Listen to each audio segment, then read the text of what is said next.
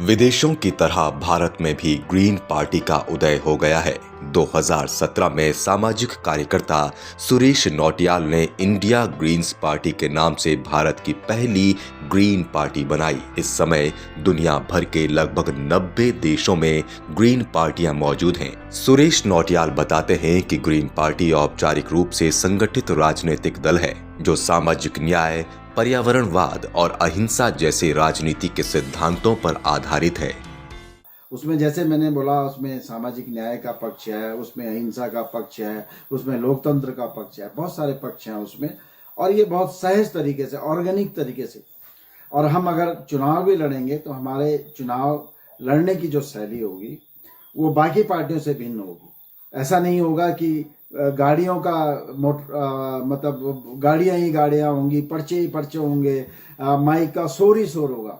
हमारे election campaign में इन चीज़ों का कोई स्थान नहीं है, क्योंकि अगर हम ज़्यादा मोटर अपनी गाड़ियां रखते हैं प्रचार के लिए तो उसमें भी प्रदूषण होगा, उसमें वायु प्रदूषण होगा, उसमें पेट्रोल डीजल खर्च होगा।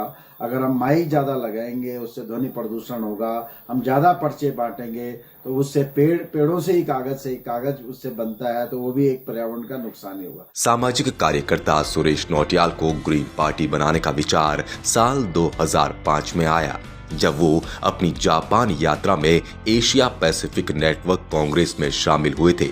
उन दिनों वो उत्तराखंड क्रांति दल के प्रदेश प्रवक्ता का जिम्मा भी संभाल रहे थे।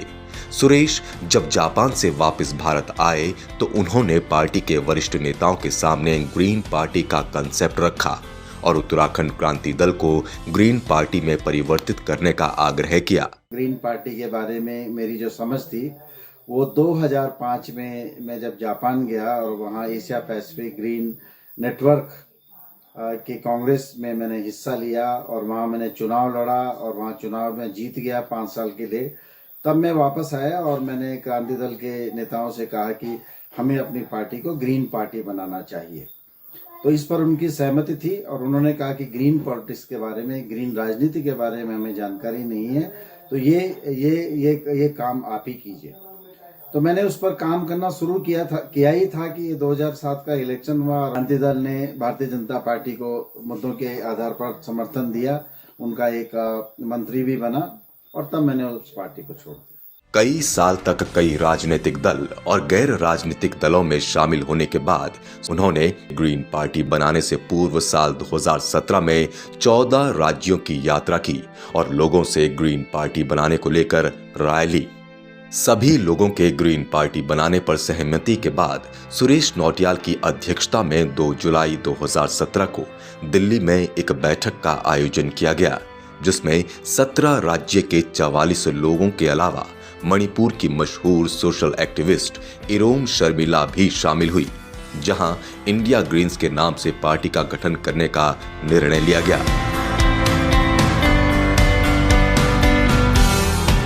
2017 के आरंभ में या 2016 के अंत में मैंने उत्तराखंड परिवर्तन पार्टी से त्यागपत्र दिया और फिर इस जो पार्टी हमने बनाई है इंडिया ग्रीन्स पार्टी, इस पर मैंने काम करना शुरू दिया। हम लोग लगभग हमने देश के कई राज्यों की, मेरे ख्याल से 14-15 राज्यों से अधिक की हमने जगह यात्राएं की, लोगों से बातचीत की और हमारा एक प्रश्न होता था कि क्या देश में ग्रीन पार्टी होनी चाहिए। एक भी व्यक्ति ने ये नहीं बोला कि ग्रीन पार्टी नहीं होनी चाहिए। तब हमें लगा कि देश की जनता को एक ग्रीन पार्टी चाहिए। तो इस प्रकार से हमने फिर 2 जुलाई 2017 को दिल्ली में एक बैठक बुलाई, जिसमें 17 राज्यों के 44 लोग आए थे और उसमें इरोम शर्मिला जैसी प्रोमिनेंट एक्टिविस्ट मणिपुर से, उन्होंने भी उसमें हिस्सा लिया था और वहाँ हमने इंडिया ग्रीन्स के नाम से इस पार्टी का गठन किया। सुरेश बताते हैं कि इंडिया ग्रीन पार्टी की स्थापना के बाद 27 राज्यों और सभी यूनियन टेरिटरी में उनके कई सदस्य बने हैं। साथ ही 14 राज्यों में कमेटियां और छत्तीसगढ़, कर्नाटक, दिल्ली और मुंबई में कार्यकारिणी समितियां बनी हैं। वही पार्टी छत्तीसगढ़ के अगले विधानसभा चुनाव में अपने प्रत्याशी भी उतारेगी। इंडिया ग्रीन्स पार्टी के सदस्य देश के 27 राज्यों और यूनियन टेरिटरीज में हैं। 14 राज्यों में हमारी किसी न किसी रूप में समितियां हैं, कमिटीज हैं और इनमें से इन 14 राज्यों में से 3 जगह कर्नाटक, छत्तीसगढ़ और बृहन मुंबई में हमारी चुनी हुई कार्यकारिणी समितियां हैं। तो और इसके अलावा हमारी पार्टी में 19 कमिटीज हैं जो अलग अलग मुद्दों पर विचार करती हैं। हमने एक सी विल रन कैंपेन अभियान भी हमने छत्तीसगढ़ राज्य में चलाएंगे और उसके तहत हम 2023 में वहाँ 5-7 महिला कैंडिडेट्स को विधानसभा चुनाव में उतारेंगे। सुरेश आगे कहते हैं कि आज देश में ग्रीन पार्टी की इसलिए भी आवश्यकता है क्योंकि जितनी भी राष्ट्रीय और क्षेत्रीय पार्टियां हैं उनके घोषणा पत्रों में पर्यावरण पर कोई गंभीरता नहीं दिखती है। ऐसे में जरूरी है ऐसी पार्टी बनाई जाए जिसे पर्यावरण की चिंता हो और उसके संरक्षण के लिए जरूरी कदम उठाए। देखिए, भारत में ग्रीन पार्टी बनाना इसलिए भी आवश्यक था क्योंकि अगर आप तमाम पार्टियों की जो बड़ी बड़ी पार्टियां हैं, भारतीय जनता पार्टी है, कांग्रेस पार्टी है, कुछ कम्युनिस्ट पार्टीज हैं और क्षेत्रीय बहुत सारी पार्टियां, उनके अगर आप घोषणा पत्रों पर नज़र दौड़ाएंगे तो वहाँ से पर्यावरण एक गंभीर विषय के रूप में, गंभीर चिंतन के रूप में आपको वहाँ नहीं दिखेगा। वो तो उसमें 1 पैराग्राफ, 2 पैराग्राफ, 3 पैराग्राफ में वो पर्यावरण की स्थितियों को और उसमें अपने एजेंडे में समेट लेते हैं। तो समग्रता किसी पार्टी में नहीं है क्योंकि ये धरती रहेगी तभी हमारी राजनीति भी रहेगी, तभी हम लोग भी रहेंगे, बाकी जीव जंतु भी रहेंगे।